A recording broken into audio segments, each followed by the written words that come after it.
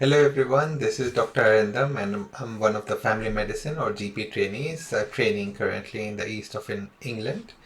And today I would like to talk about one of the forms which is quite important part of basically in your step towards getting into training, further specialty training in the UK.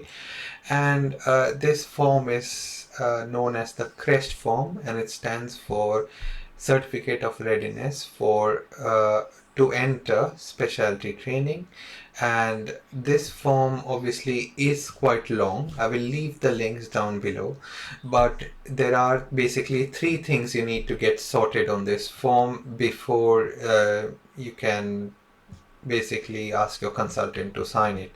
The three things I don't think that we have done back home would be first is ALS. I know most of the people from my country usually go for ACLS, but ALS has some different guidelines that you need to be aware of.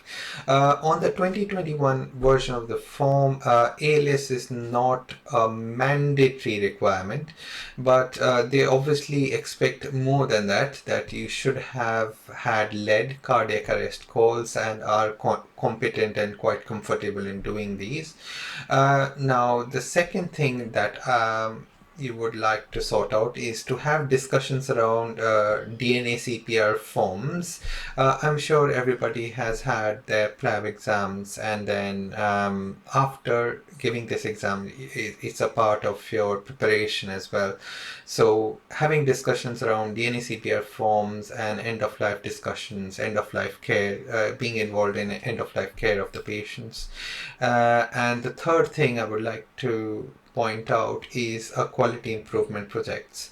Obviously, back in India, I could not do any sort of audits or quality improvement projects because it is not really encouraged.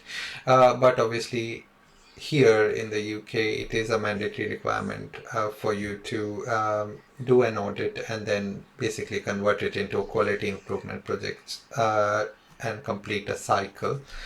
And obviously it is quite essential that you do this, have an evidence of this with yourself before you can basically approach your consultant to sign this particular form.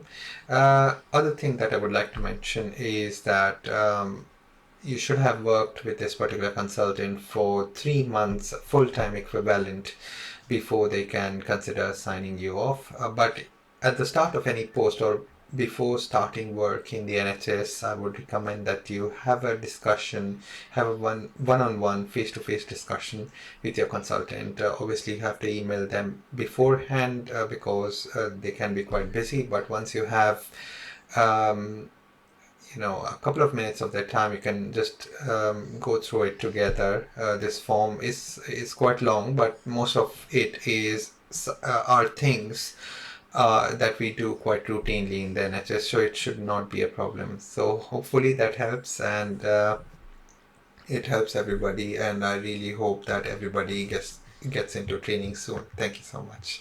If you have any, please look out for any further videos on my channel. It would also help if you subscribe so that you keep yourself updated with all the updates and tips and tricks that I am going to be sharing with you in due course. Thank you. Have a nice day.